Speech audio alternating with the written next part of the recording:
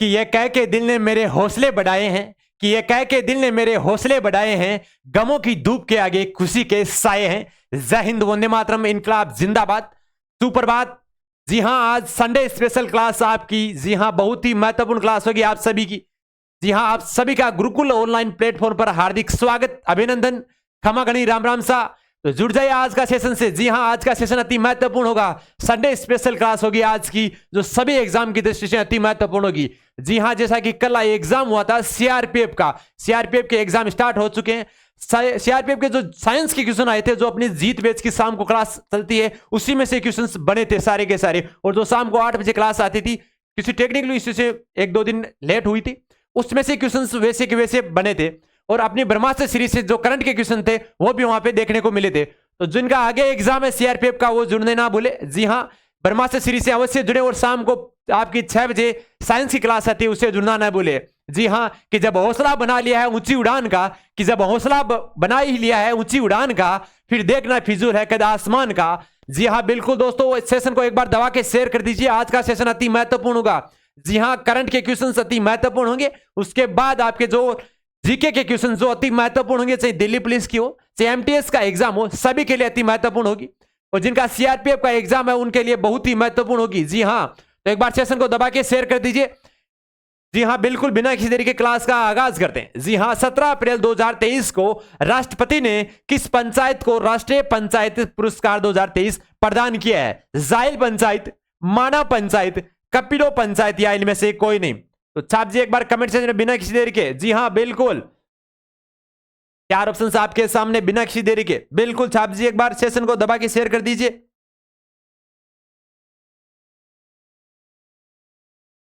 जी बिल्कुल शेयर कर दीजिए एक बार सेशन को दबाकर। देखते हैं सबसे पहले राइट आंसर कौन देता है। जी हां, राइट आंसर आपको हर क्वेश्चन का देना है। जी हां, जी बिल्कुल, तो छाप दीजिए एक बार सेशन में राइट आंसर।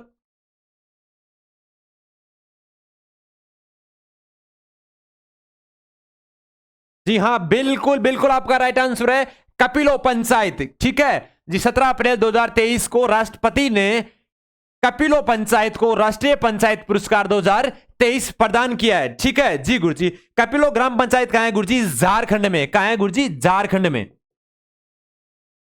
झारखंड में स्थित है। ठीक है जी गुरुजी।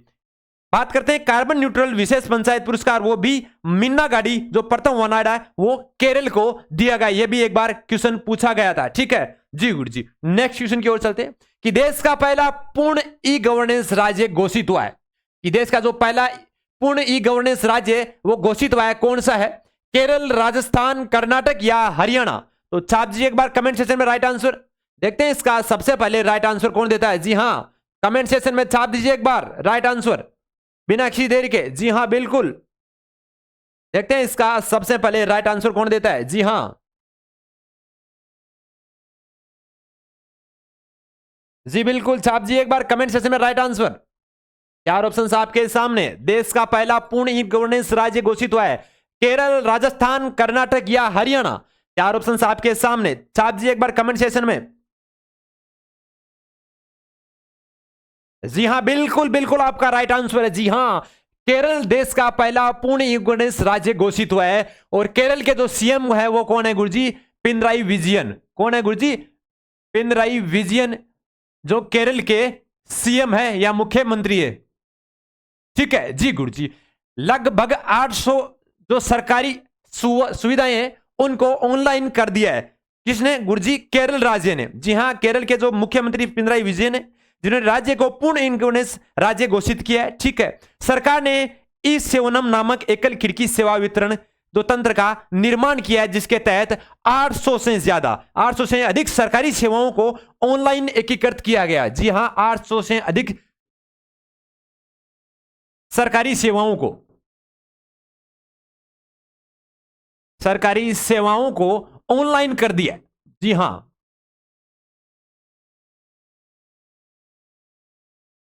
ऑनलाइन कर दिया। ठीक है जी गुरुजी। इसे घोषित किसने किया है गुरुजी?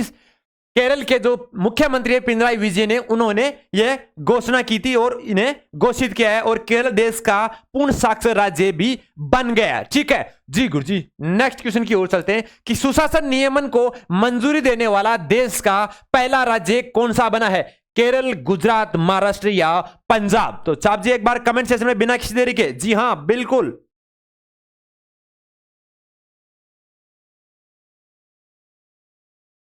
तो छाप दीजिए एक बार कमेंट सेशन में। जी हां बिल्कुल, राइट आंसर कमेंट सेशन में जरूर छाप दें एक बार बिना किसी देरी के। देखते हैं इसका सबसे पहले राइट आंसर कौन देता है।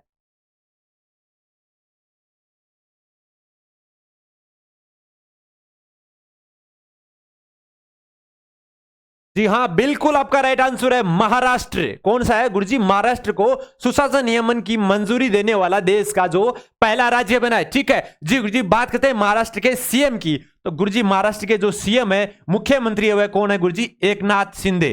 कौन है गुरुजी? एकनाथ शिंदे हैं। ठीक है, ठीक है।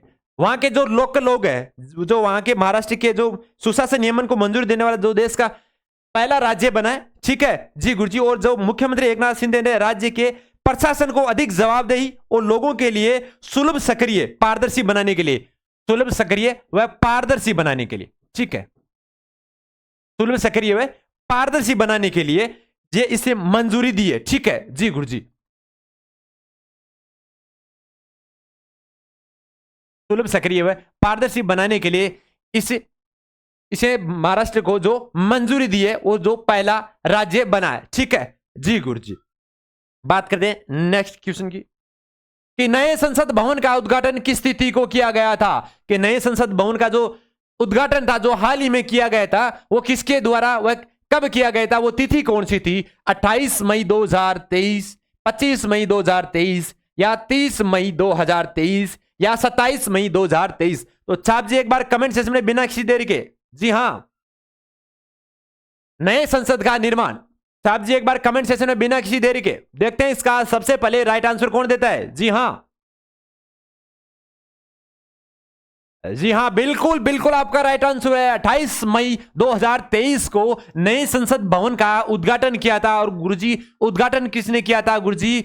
भारत के प्रधानमंत्री ने। किन्होंने किया था गुरुजी? भारत के प्रधानमंत्री ने। और भारत के प्रधानमंत्री कौन है मेरे लाले? सभी को पता होगा गुरुजी, नरेंद्र मोदी।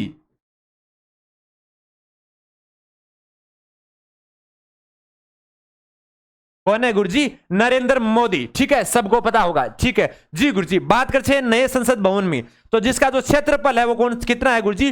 65,000 वर्ग मीटर। कितना है गुरुजी? 65,000 वर्ग मीटर इसका जो क्षेत्रफल है। क्षेत्रफल कितना है गुरुजी? 65,000 वर्ग मीटर जो फैला हुआ है। ठीक है जी गुरुजी, इसमें जो नए भवन में विधायिका के लिए बड़े कक्ष बनाए गए, विधायिका के लिए जो बड़े कक्ष का निर्माण किया गया है। और बात करते हैं जो आपके लोकसभा हॉल की। जी गुरुजी, लोकसभा के हॉल की बात करते हैं। जी गुरुजी, जो लोकसभा का हॉल है गुरुजी, लोकसभा हॉल, लोकसभा हॉल के लिए गुरुजी 888 सीटें। कितनी है गुरुजी? 888 सीटें बनाई गई है। वैसा मान सकते हैं 800 सीटों तक से या 888 सीटों तक की क्षमता वाला एक बड़ा लोकसभा हॉल बनाया गया है, हॉल का निर्माण किया गया है। ठीक है जी गुरुजी, बात करते हैं लोकसभा के लिए तो कितनी सीटें हैं गुरुजी? 888 तक सीटें बनाई है। बात करते हैं राज्यसभा के लिए गुरुजी, राज्यसभा के लिए 384 सीटों तक का बनाया गया है हॉल है। किसके लिए गुरुजी? राज्यसभा के लिए। राज्यसभा हॉल में कितनी सीटें हैं गुरुजी? राज्यसभा सीट में जो सीटें हैं गुरुजी, 384 सीटें बनाया गया बड़ा हॉल है। ठीक है जी गुरुजी, बात करते हैं ये लोटस थीम राष्ट्रीय फूल पर आधारित है। किस पे गुरुजी? राष्ट्रीय फूल पर।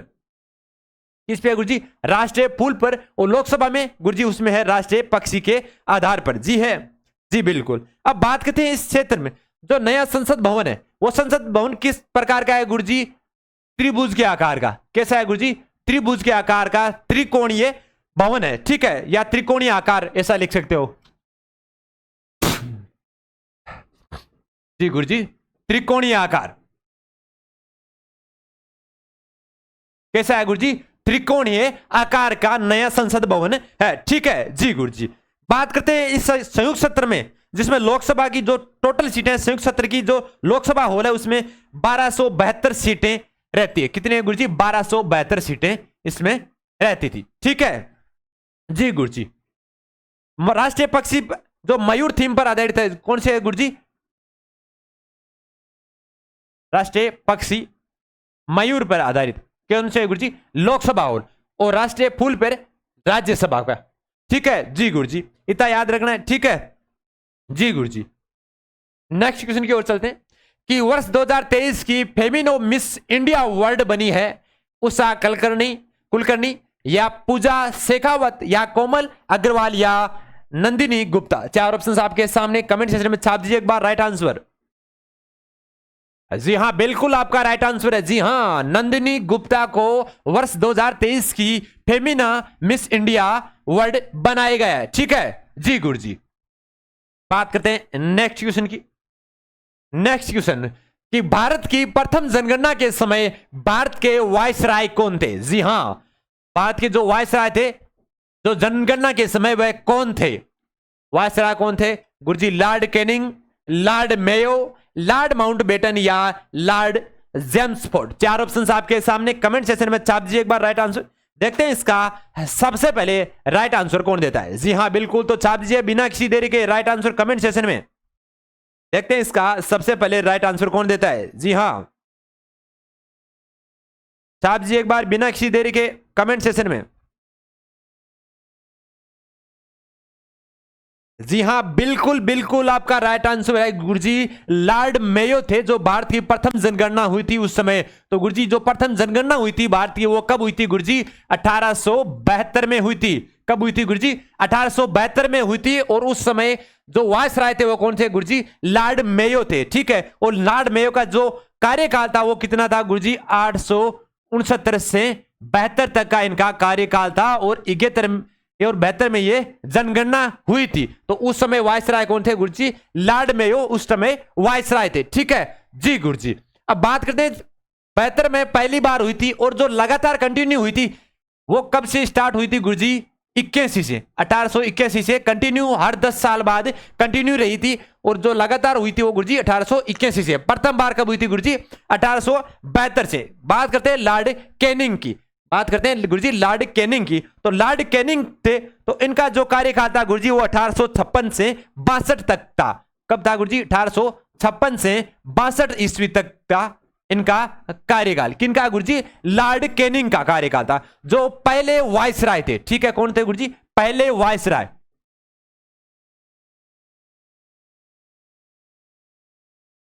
पहले वायसराय कौन थे गुरुजी? लॉर्ड कैनिंग जो पहले वायसराय थे। ठीक है जी गुरुजी। बात करते हैं आगे आपके इस लॉर्ड माउंटबेटन की। किसकी गुरुजी? लॉर्ड माउंटबेटन, जिनका कार्यकाल गुरुजी 1947 से जून 1948 तक था। जी गुरुजी 1947 से 48 तक इनका कार्यकाल था। ठीक है जी गुरुजी। कब था जी इनका कार्यकाल? गुरुजी मार्च 1947 से जून 1948 तक इनका कार्यकाल था। ठीक है जी गुरुजी। बात करते हैं लॉर्ड माउंटबेटन जो अंतिम वायसराय थे। कौन थे गुरुजी? अंतिम वायसराय। अंतिम वायसराय। ठीक है जी गुरुजी। अंतिम वायसराय कौन थे गुरुजी? लॉर्ड माउंटबेटन अंतिम वायसराय थे। और स्वतंत्र भारत के प्रथम गवर्नर जनरल भी यही थे। ठीक है, तो यह भी याद रखना गुरुजी, स्वतंत्र भारत के प्रथम वायसराय,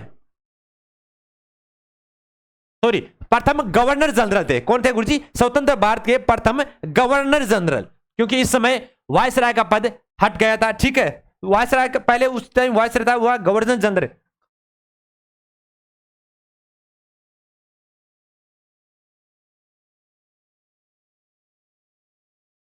स्वतंत्र भारत के प्रथम गवर्नर जनरल कौन थे गुरुजी? लॉर्ड माउंटबेटन थे। ठीक है जी गुरुजी। बात करते हैं जेम्सफोर्ड की। लॉर्ड जेम्सफोर्ड, इनका कार्यकाल क्या था गुरुजी? 1916 से 21 तक था। गुरुजी कब था इनका? 1916 से 21 तक इनका कार्यकाल रहा था। ठीक है जी गुरुजी। बात करते हैं 1921 में इनके जो बीच में जो जलियांवाला बाग हत्याकांड हुआ था, कौन सा हुआ था गुरुजी? जलियांवाला बाग हत्याकांड हुआ था गुरुजी। वो कब हुआ था गुरुजी? वो हुआ था 13 अप्रैल 1919 को। 13 अप्रैल 1919 को। तो उस समय वायसराय कौन थे गुरुजी? उस समय लॉर्ड जेम्स फोर्ड थे, क्योंकि उनका कार्यकाल 1916 से 21 तक था। तो यह हुआ था 1919 में। तो इस समय कौन थे गुरुजी? लॉर्ड जेम्स फोर्ड थे। बात करते हैं रोलेक्ट एक्ट की गुरुजी। कौन के गुरुजी? रोलेक्ट एक्ट।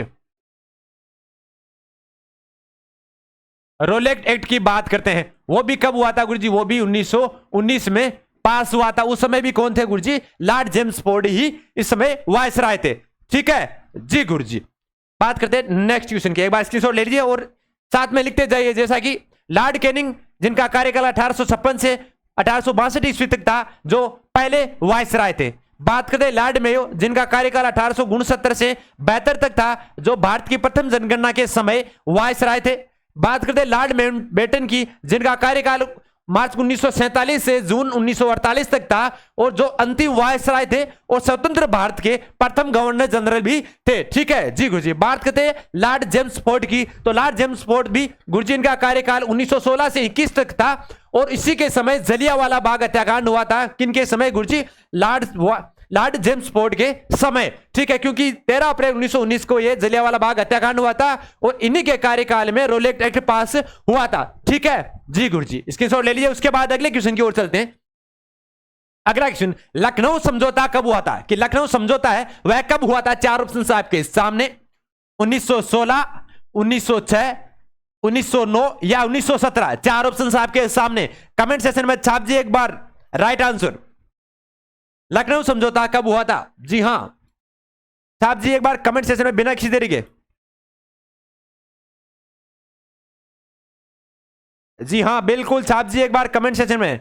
बिल्कुल बिल्कुल आपका राइट आंसर है। जी हां, 1916 में हुआ था लखनऊ समझौता, जिसमें क्या हुआ था गुरुजी? ब्रिटेन व तुर्की के मध्य युद्ध हुआ था। किन के मध्य गुरुजी? एक तो था ब्रिटेन और दूसरा था वह तुर्की के मध्य युद्ध हुआ था, जिनके मध्य द्वेष भावना बन गई थी। दोनों के बीच द्वेष छिड़ गया था। ठीक है जी, दोनों के मध्य जो युद्ध हुआ था उससे द्वेष छिड़ गया था। बात करते हैं 1916 में ही लखनऊ में जो मुस्लिम लीग व कांग्रेस के मध्य समझौता हुआ था। कब हुआ था गुरुजी? मुस्लिम लीग व कांग्रेस के मध्य, मुस्लिम लीग व कांग्रेस के मध्य समझौता हुआ था। ठीक है जी गुरुजी। बात करते हैं मुस्लिम लीग की जो स्थापना हुई थी गुरुजी, कब हुई थी गुरुजी? 1906 में हुई थी। कब हुई थी गुरुजी? 1906 में इसकी स्थापना हुई थी। किसकी गुरुजी? मुस्लिम लीग की स्थापना हुई थी। ठीक है, बात करते हैं इसके नेता की। तो मुस्लिम लीग के जो नेता थे, वो नेता कौन थे गुरुजी? मोहम्मद अली जिन्ना। कौन थे गुरुजी? जो नेता थे वो नेता थे गुरुजी इसके मोहम्मद अली जिन्ना। कौन थे गुरुजी? मोहम्मद अली जिन्ना इनके जो नेता थे। ठीक है जी गुरुजी। एक बार सेशन को दबा के शेयर कर दिए। जी हां, बहुत ही महत्वपूर्ण क्वेश्चन है आज के। जी हां, एक बार वापस देखते कि लखनऊ समझौता कब हुआ था गुरुजी? 1916 में हुआ था। ब्रिटेन और तुर्की के मध्य जो युद्ध हुआ था, इससे दोनों के मध्य द्वेष छिड़ गया था। ठीक है जी गुरुजी। और 1916 में ही लखनऊ में, कहां पे गुरुजी? लखनऊ में मुस्लिम लीग व कांग्रेस के मध्य समझौता हुआ था, और एक समिति का गठन हुआ था। एक समिति का गठन हुआ था या एक समिति का निर्माण हुआ था। बात करते हैं मुस्लिम लीग की स्थापना गुरुजी। 1906 में मुस्लिम लीग की स्थापना हुई थी, और उस समय उनके नेता कौन थे गुरुजी? मोहम्मद अली जिन्ना, जिनके मुस्लिम लीग के नेता थे। ठीक है जी गुरुजी। बात करते हैं नेक्स्ट क्वेश्चन की। पृथ्वी पर दिन और रात होने का कारण क्या है? जी हां, कमेंट सेक्शन में छाप दीजिए एक बार कि जो पृथ्वी पर दिन और रात होने का कारण है वह कारण क्या है? पृथ्वी की परिक्रमा गति, पृथ्वी की घूर्णन गति, या सूर्य की घूर्णन गति, या इनमें से कोई नहीं। तो छाप दीजिए एक बार कमेंट सेक्शन में बिना किसी देर के राइट आंसर। देखते हैं इसका सबसे पहले राइट आंसर कौन देता है। जी हां, बिल्कुल बिल्कुल। पृथ्वी पर दिन और रात होने का कारण क्या है गुरुजी? पृथ्वी की जो घूर्णन गति है उसके कारण, कौन सी गुरुजी, पृथ्वी की घूर्णन गति के कारण ये दिन और रात होता है। ठीक है जी गुरुजी। बात करते हैं घूर्णन गति की, तो अपने अक्ष पर घूर्णन गति पे क्या होता है गुरुजी, जो अपना अक्ष है उस अक्ष पर पश्चिम से पूर्व की ओर, किससे गुरुजी, पश्चिम से पूर्व की ओर घूर्णन करती है। अपने अक्ष पर गुरुजी जो पश्चिम से पूर्व की ओर चक्कर लगाती है, और जो भाग सूर्य के सामने रहता है, ठीक है जी गुरुजी, जो भाग सूर्य के सामने रहता है उस समय तो हो जाता है गुरुजी दिन, और सूर्य के अपोजिट समय जो पार्ट रहता है वो उस समय हो जाता है गुरुजी रात हो जाती है।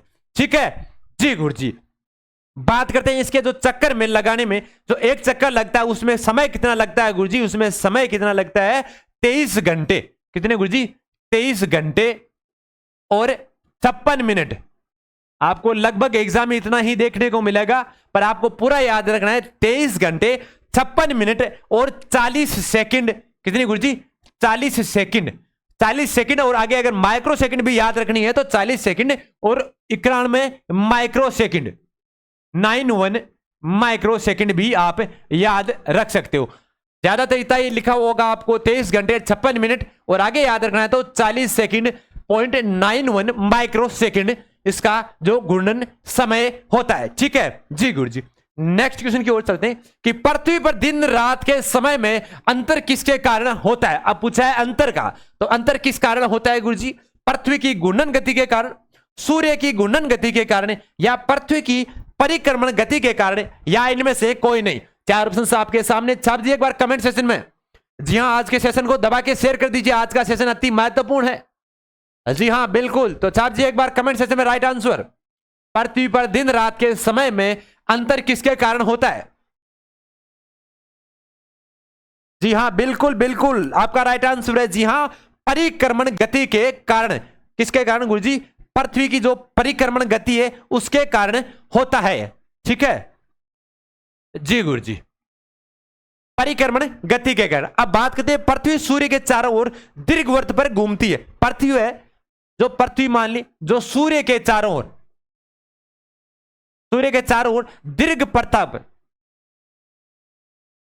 दीर्घ पथ के ऊपर जो चारों ओर चक्कर लगाती है, जिससे ऋतुओं में परिवर्तन हुआ, दिन रात के समय में अंतर होता है, दिन और रात में जो अंतर होता है इसके चारों ओर चक्कर लगाती है दीर्घवृत्त पथ पर, और जो समय लगता है उस समय में एक चक्कर जो पूर्ण करता है, उस पूर्ण चक्कर लगाने में कितना समय लगता है गुरुजी, 365 दिन। कितने गुरुजी, 365 दिन लगते हैं, 365 दिन लगते हैं। ठीक है, आपको अगर एक ऑप्शन में केवल दिन पूछा जाए तो आपको 365 दिन ही करना है। अगर आपको वहां पे और समय पूछा जाए तो 5 घंटे और 48 मिनट और ऐड करनी है, 5 घंटे और 48 मिनट। ठीक है, 365 दिन 5 घंटे 48 मिनट में एक चक्कर पूर्ण होता है। अगर आपको उसमें सेकंड और पूछ ली जाए तो गुरुजी 45 सेकंड और 51 माइक्रो सेकंड। गुरुजी 45 सेकंड और 51 माइक्रो सेकंड आपको वहां पे लिखना है। ठीक है, वो आपका राइट आंसर होगा।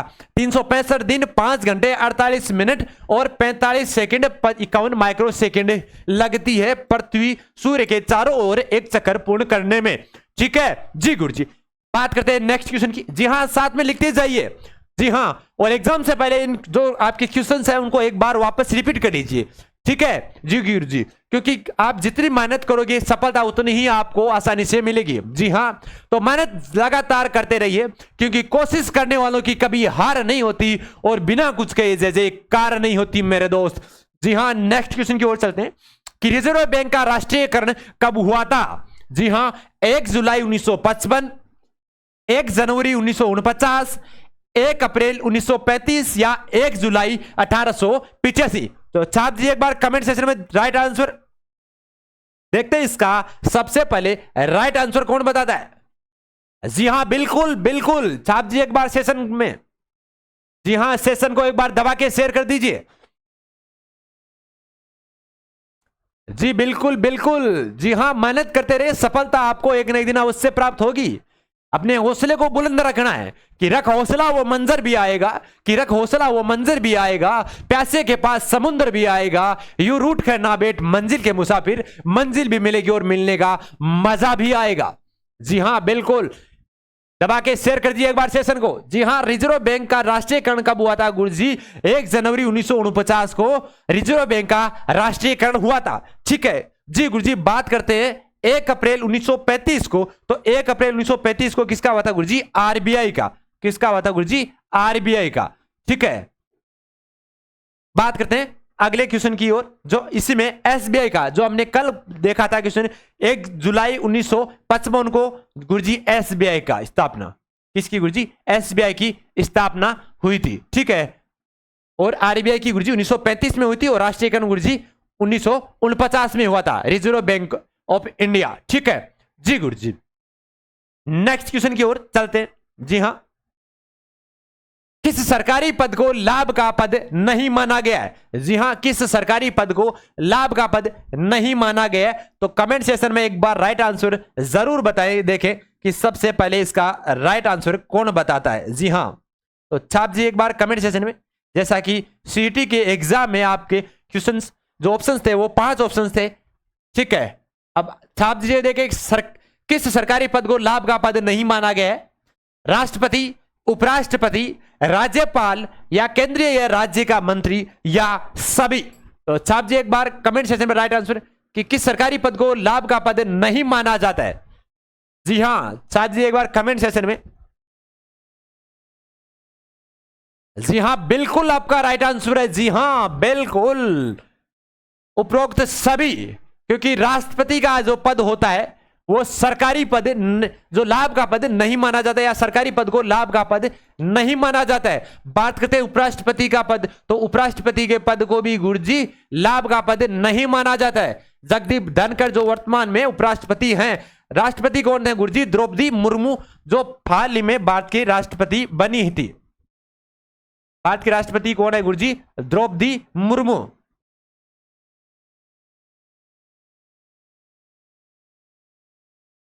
द्रौपदी मुर्मू। बात करते हैं उपराष्ट्रपति, तो उपराष्ट्रपति कौन है गुरुजी? जगदीप धनखड़ उपराष्ट्रपति है।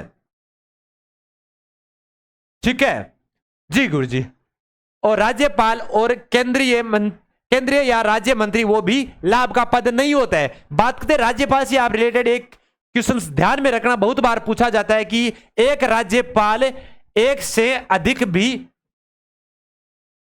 या ऐसा मान सकते हो कि एक या एक से अधिक भी, या 2 राज्यों का एक साथ,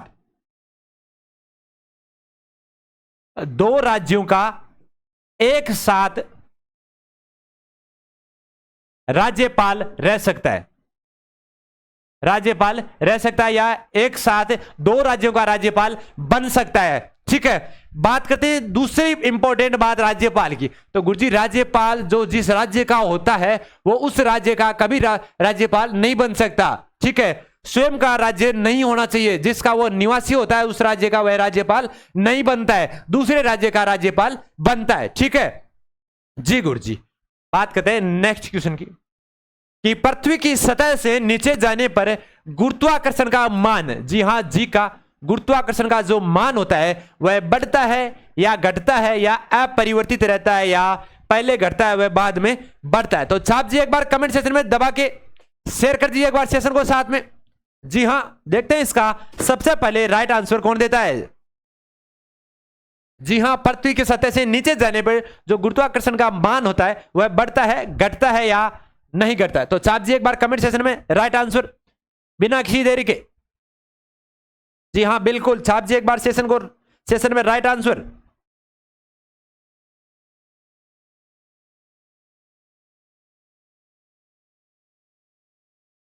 जी बिल्कुल, आपका राइट आंसर है। जी हां बिल्कुल, अपरिवर्तित रहता है। पृथ्वी की सतह से अगर नीचे जाने पर गुरुत्वाकर्षण का जी का मान अपरिवर्तित रहता है। ठीक है जी गुरु जी, नेक्स्ट क्वेश्चन, कि उबेर विश्व कप किस खेल से संबंधित है? 4 ऑप्शंस आपके सामने, पुरुष बैडमिंटन, महिला बैडमिंटन, या बैडमिंटन, या गोल्फ। 4 ऑप्शंस आपके सामने, कमेंट सेक्शन में राइट आंसर जरूर बताएं।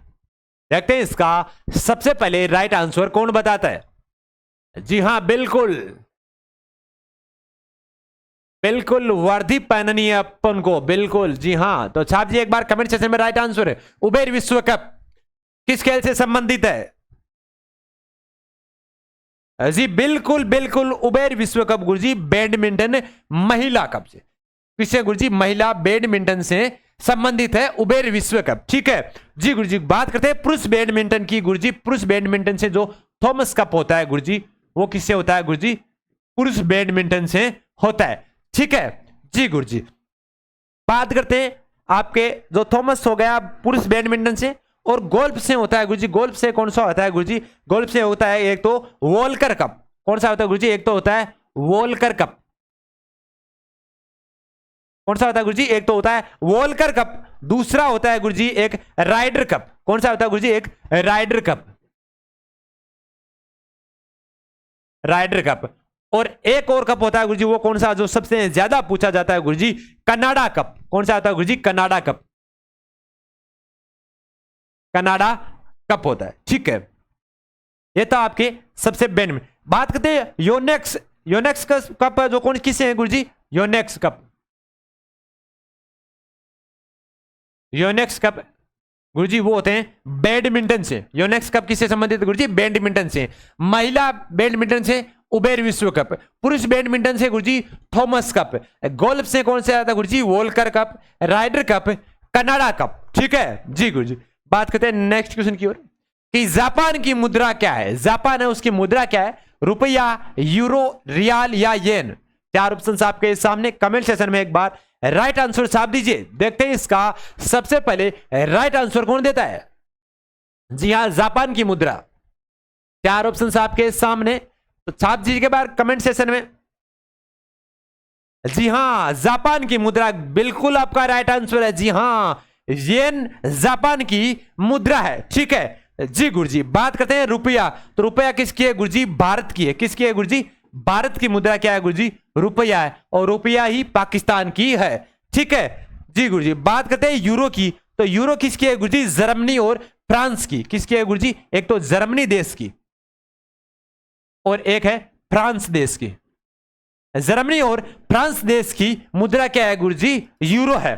ठीक है, बात करते हैं रियाल। तो रियाल किसकी है गुरुजी? ईरान की है। किसकी है गुरुजी? ईरान की। ईरान की मुद्रा क्या है गुरुजी? रियाल है। ठीक है, येन किसकी है गुरुजी? जापान की है। ठीक है, एक बार कमेंट सेक्शन में राइट आंसर बताइए कि साथ ही में जो जापान की मुद्रा थी वो कब थी, कब बनी थी? जी हां बिल्कुल, सेशन को शेयर कर दीजिए। उत्तर में नेक्स्ट क्वेश्चन की ओर चलते हैं कि शिवाजी स्टेडियम कहां है? कि शिवाजी स्टेडियम है वह कहां पर स्थित है? जयपुर, नई दिल्ली, कानपुर या मुंबई? तो छाप दीजिए एक बार कमेंट सेक्शन में राइट आंसर। जी हां बिल्कुल, छाप दीजिए एक बार। देखते हैं इसका सबसे पहले राइट आंसर कौन बताता है। जी हां, शिवाजी स्टेडियम। जी बिल्कुल बिल्कुल, आपका राइट आंसर है शिवाजी स्टेडियम गुरुजी नई दिल्ली में स्थित है। बात करते हैं जयपुर में। तो गुरुजी जयपुर में कौन सा है गुरुजी? SMS stadium. कौन सा है गुरुजी? SMS stadium. Sawai Mansingh stadium. Sawai Mansingh.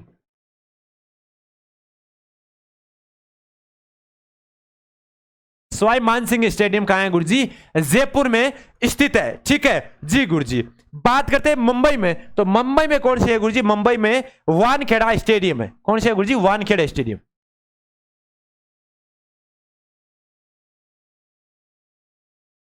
Wankhede stadium. जी हां बिल्कुल, वानखेड़े स्टेडियम में ही शाहरुख खान पे बैन लगा हुआ है। जी हां। बात करते हैं कानपुर में। तो गुरुजी कानपुर में कौन सा स्टेडियम गुरुजी? ग्रीन पार्क स्टेडियम कहां है गुरुजी? कानपुर में स्थित है। ठीक है, green park stadium. Green park stadium कहां है गुरुजी?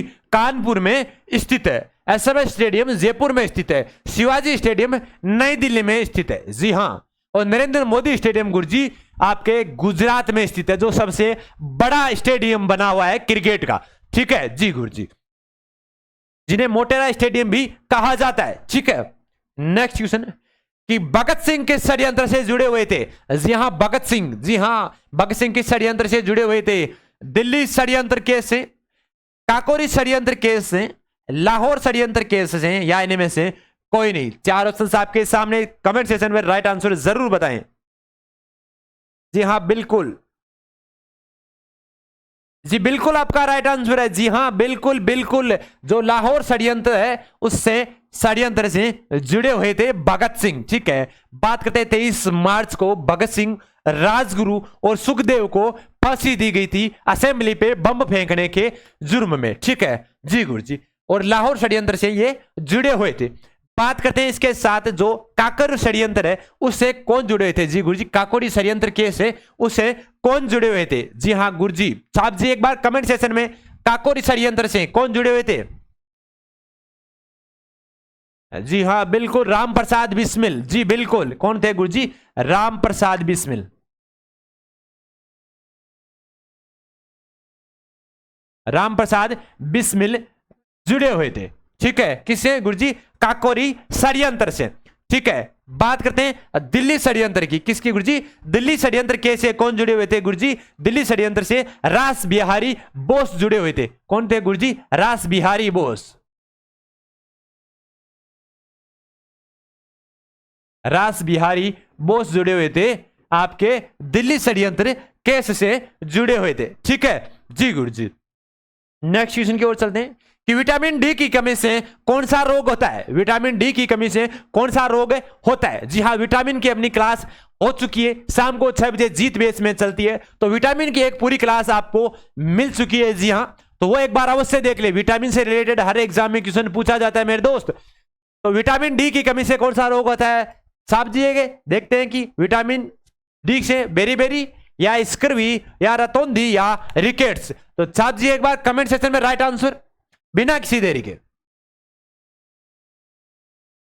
जी हाँ बिल्कुल बिल्कुल, जी बिल्कुल, बात करते हैं विटामिन की। सबसे पहले इसका राइट आंसर देखते हैं। विटामिन डी की कमी से गुरुजी रिकेट्स रोग होता है। कौन सा होता है गुरुजी? रिकेट्स रोग होता है, जो बच्चों में होता है। किन में होता है गुरुजी? बच्चों में होता है। ठीक है, किन में होता है गुरुजी? बच्चों में होता है। और बच्चों में होता क्या है गुरुजी? जो हड्डियां होती है, हड्डियां होती है वो टेढ़ी हो जाती है। बच्चों के जो पैर होते हैं वो टेढ़े हो जाते हैं, पैर की हड्डियां होती है वो टेढ़ी हो जाती है। ठीक है, या मुड़ावदार हो जाती है। ठीक है, बच्चों में। बात करते हैं वयस्क में, अगर बच्चों में तो हो जाती है तब तो ये हो जाती है, और जब बात करते हैं वयस्क में, तो वयस्क में कैसी होती है गुरुजी? ओस्टियोमलेसिस। ओस्टियोमलेसिस हो जाती है। ठीक है, कैसे?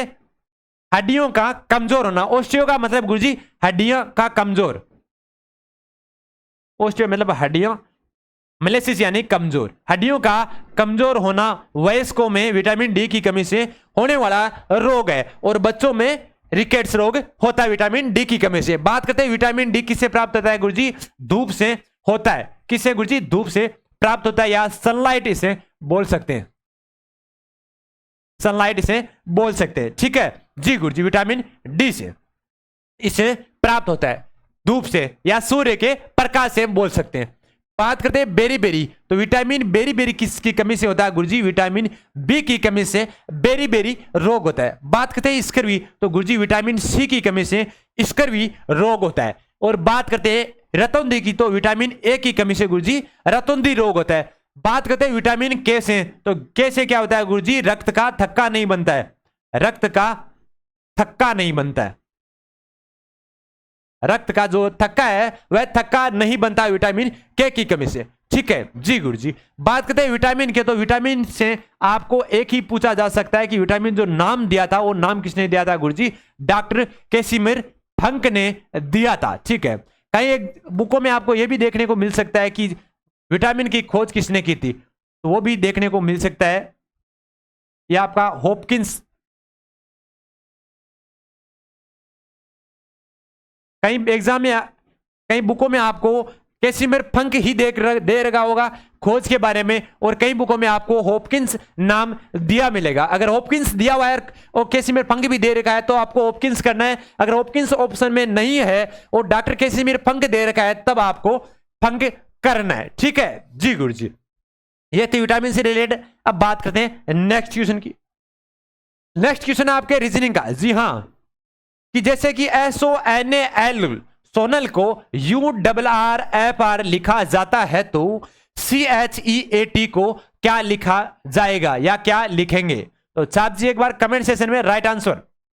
रीजनिंग का क्वेश्चन, जी हाँ रीजनिंग मेरे दोस्त आप जितना पेन चलाओगे, जितनी आप मेहनत करोगे, उतनी ही आपको समझ में आएगी। रीजनिंग बड़ा इंटरेस्टिंग सब्जेक्ट है। जी हाँ, एक बार समझ में आ गई मतलब आ गई, चुटकियों में आ जाती है। जी हाँ, सोनल को URRFR लिखा जाता है। हमने इसमें क्या ट्रिक लगाई थी गुरुजी, जो भी नाम दे रखा है, जो संबंध दे रखा है, वही संबंध अगले वाले के साथ बैठाना है। ठीक है, तो उसको सबसे पहले क्या करना है गुरुजी, उसको साइड में लिख देते हैं। जी हाँ गुरुजी, क्या है गुरुजी, SONAL को क्या लिखा है गुरुजी, यहां पे URRFR लिखा गया है। ठीक है, तो उसी प्रकार यहां पे CHEAT को क्या लिखा जाएगा। ठीक है, समय बचाना है ऑप्शंस देख के, जैसा ही अगर शुरुआत में देख लिया, जहां भी ऑप्शन आपके चेंज हो रहे वहीं आपको देख के वापस वहीं पे स्टॉप कर देना और राइट आंसर लगा देना है।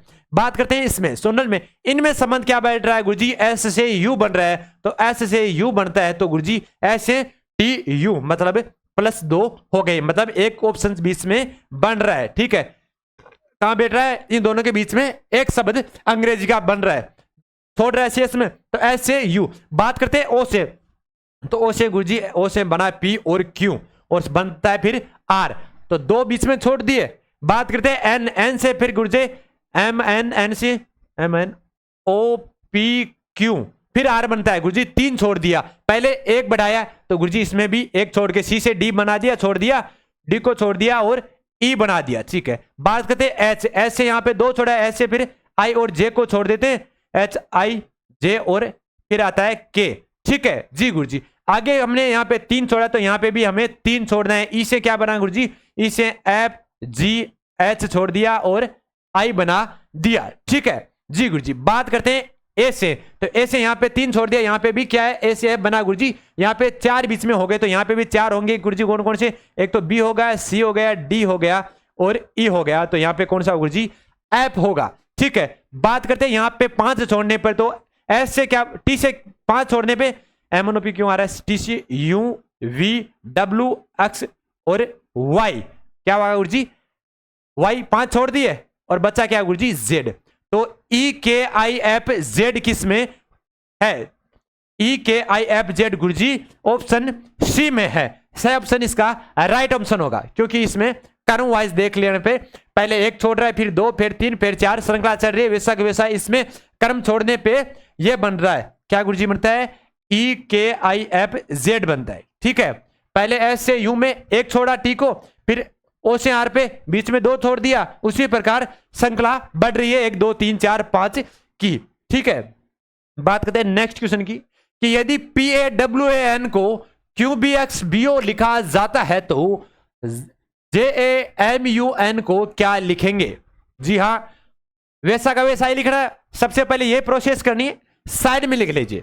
अगर एग्जाम में आप रीजनिंग के क्वेश्चंस करते हो तो सबसे पहले आपको क्या करना है गुरुजी, वहां पे आपको ए से जेड तक की आपको जो अंग्रेजी वर्णमाला है वो लिखनी है।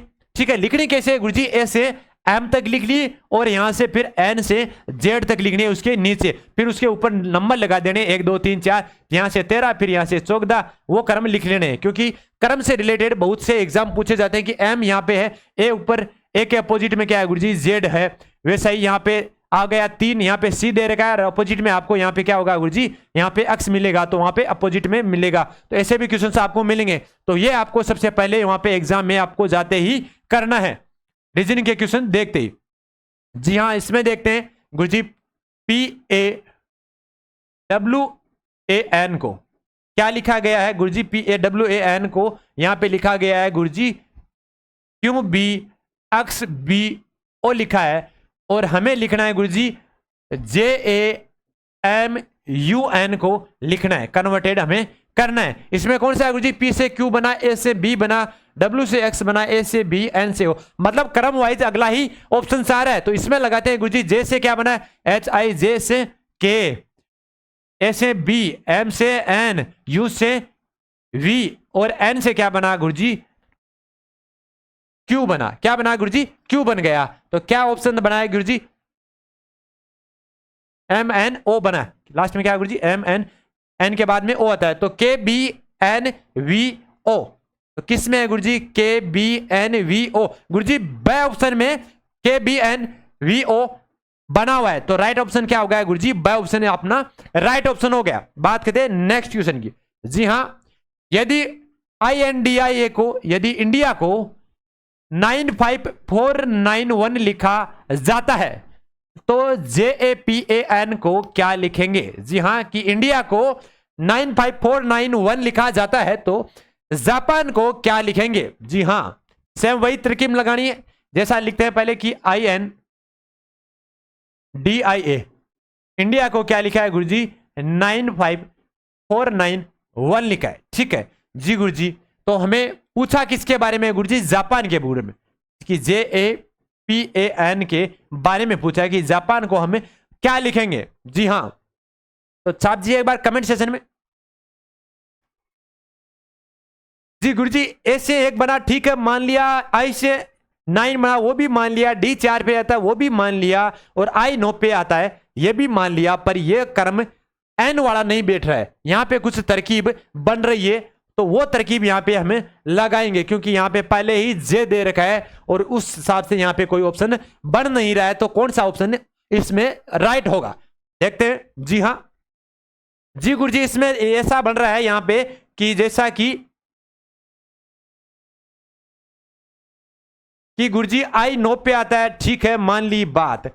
गुरुजी N को 5 क्यों लिखा है गुरुजी, N कितने पे आता है गुरुजी, 14 पे आता है, ठीक है। तो 14 में क्या गुरुजी, 1 और 4 क्या बनाया गुरुजी, 1 और 4 इनको जोड़ा है और बना दिया 5, मतलब सिंगल डिजिट हमें लिखा गया है यहां पे, तो सिंगल डिजिट आपको रखना है। 14 में 1 और 4 तो जोड़ दिया गुरुजी 5 हो गया। D कितने पे है गुरुजी, 4 पे, I कितने पे 9 पे, और A कितने पे 1 पे, तो अपना 9549 बना है। उसी प्रकार इसको हमें लिखना है, ठीक है जी गुरुजी। J कितने पे आता है, जी हां HIJ गुरुजी 10 पे आता है, कितने पे आता है गुरुजी 10 पे, तो 10 में 2 डिजिट हो गया, रखना में इनको क्या है सिंगल डिजिट में, तो 1 प्लस 0 को जोड़ दिया तो क्या हुआ गुरुजी 1 बना, तो यहां पे हो गया गुरुजी 1 कितने पे आता है गुरुजी, A 1 पर आता है, ठीक है। P कितने पे आता है गुरुजी, P आता है 16 पे, तो 1 और 6 कितने हो गए गुरुजी 7 हो गए, कितने गुरुजी 7, तो यहां पे लिख दिया 7। A कितने पे आता है गुरुजी 1 पे आता है। बात करते हैं N कितने पे आता है गुरुजी 14 पे आता है, तो 1 और 4 कितने हो गए गुरुजी 5 हो गए, तो क्या बना 1 1 7 1 5, 1 1 7 1 5 गुरुजी किस में बन रहा है गुरुजी, जी हाँ बिल्कुल द ऑप्शन में बन रहा है, 1 1 7 5 बन रहा है, ठीक है। अगर डबल डिजिट की कोई भी संख्या है, जैसा n मान लिया डबल डिजिट की हो गई, तो उन आपस को उनको जोड़ दिया जाता है और सिंगल डिजिट हमें रखनी है। तो सिंगल डिजिट जैसे रखा कि n 14 पे आया तो 1 और 4 को जोड़ दिया और 5 बन गया, उसी प्रकार ये चल रहा है। J 10 पे आता है तो 1 और 0 को जोड़ दिया 1 बना, 1 को 1 बना लिया। P कितने पे आता है गुरुजी 16 पे, तो 1 और 6 कितने पे आ गया गुरुजी 7 बन गया, तो 7 लिख लिया। A 1 हो गया, N कितने हो गया गुरुजी 14 पे, तो 1 और 4 कितने हो गए गुरुजी 5, तो वो बन गया हमारा 5, तो 1 1 7 1 5 राइट ऑप्शन हो गया अपना, द ऑप्शन राइट ऑप्शन हो गया। जी हाँ, इस सेशन को एक बार दबाकर शेयर कर दीजिए। जी हां, आज का सेशन बड़ा महत्वपूर्ण है सारे एग्जाम की दृष्टि से। जी हां, और अपनी जो शाम को 6 बजे आपकी साइंस की क्लास आती है उससे जुड़ना ना भूले। जी हां, अपने जो आज से कल से स्टार्ट हो गए थे CRPF के पेपर, तो उसमें आपको बड़ी महत्वपूर्ण आपकी जो महत्वपूर्ण जो मेहनत है उसमें आपको बड़ी कारगर साबित होगी। जी हां, आपने जो मेहनत की है उसमें बड़ा ही आपको तुरुप का इक्का बनकर आप निकलोगे। अपनी जो साइंस की 6 बजे क्लास है उससे जुड़ना ना भूले, और इस क्लास से जो सुबह अपनी 7:15 आती है उससे जुड़ना ना भूले, क्योंकि यह क्लास आपके लिए रामबाण की तरह साबित होगी। जी हाँ, इसी के साथ आशा करते हैं आप सभी स्वस्थ तंदुरुस्त होंगे। एक मोटिवेशन स्पीच के साथ ही इस क्लास के बीच से आपसे इजाजत चाहेंगे कि रख हौसला वो मंजर भी आएगा, कि रख हौसला वो मंजर भी आएगा, प्यासे के पास समंदर भी आएगा, यूं रूट करना बेट मंजिल के मुसाफिर, मंजिल भी मिलेगी और मिलने का मजा भी आएगा। जय हिंद, जय भारत।